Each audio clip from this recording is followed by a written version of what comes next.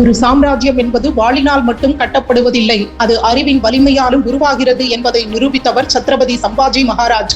அந்நிய படையெடுப்பாளர்களுக்கு சிம்ம சொப்பனமாக விளங்கிய இந்த மாவீரனின் எழுதுகோள் அவரது வாளை விடவும் கூர்மையானது.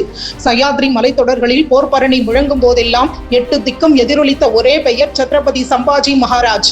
பாரதத்தின் எதிரிகளுக்கு அவர் அச்சத்தின் அடையாளமாக திகழ்ந்த போதிலும் இது அவர் வாளுடன் சேர்த்து அறிவின் சுடரையும் ஏந்திச் சென்ற கதை. மே 14, 1657 அன்று பிறந்த சம்பாஜி பிற்காலத்தில் மராட்டிய பேரரசின் கேடயமாக உருவெடுத்தார். ஆனால் அவரது சிறுவயது வாழ்க்கை அவ்வளவு எளிதாக இருக்கவில்லை. தனது 2வது வயதிலேயே தாயை இழந்தார். பாட்டி ஜீஜாபாய் அவரை வளர்த்தெடுத்தார். ஆயுதமும் அறிவும் சமமாக மதிக்கப்பட வேண்டிய விழுமியங்களை அவரிடம் விதைத்தார்.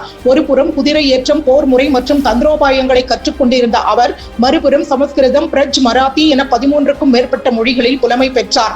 கவி கலாஷ் மற்றும் மகாகவி பூஷன் போன்ற அறிஞர்கள் அவரை ஒரு மன்னராக மட்டுமல்லாமல் ஒரு சிறந்த சிந்தனையாளராகவும் உருவாக்கினர். புத்பூஷணம், அறிவின் வெளிப்பாடு. வரலாறு ஒரு அசாதாரண நிகழ்வை கண்டது.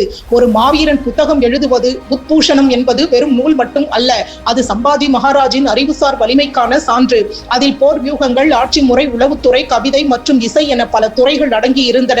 தனது வாளால் எல்லையை காத்த ஒரு மன்னர் தனது எழுதுகோளால் சிறந்த ஆட்சி முறைக்கான கோட்பாடுகளையும் உருவாக்கினார். அவருடைய எதிரி முகலாய படையெடுப்பாளர்கள் மட்டும் அல்ல, அவரை வெறும் போர் வீரன் என்று மட்டும் சுருக்கி பார்த்த குறுகிய மனப்பான்மையும் தான். சம்பாஜி மகாராஜ் அந்த எண்ணத்தை உடைத்தெறிந்தார். ஒரு தேசம் வாளால் மட்டும் ஆளப்படுவதில்லை, அறிவாலும் ஆளப்படுகிறது என்பதை உலகுக்கு காட்டினார். போர்க்களத்தில் எதிரிகளுடன் போரிட்டுக் கொண்டிருந்த அதே வேளையில் அவரது எழுதுகோள் இன்றும் நிலைத்திருக்கும் ஒரு அறிவுசார் பாரம்பரியத்தை எழுதி கொண்டிருந்தது. எனவே அடுத்த முறை சம்பாஜி மகாராஜின் பெயரை நினைவு கூறும் போது அவரது வாளை மட்டும் அல்ல, அவரது எழுதுகோளையும் நினைவில் கொள்ளுங்கள். ஏனென்றால் அதிகாரமும் அறிவும் எங்கே கைகோர்த்து செல்கிறதோ அங்கேதான் உண்மையான பெருமை நிலை கொள்கிறது.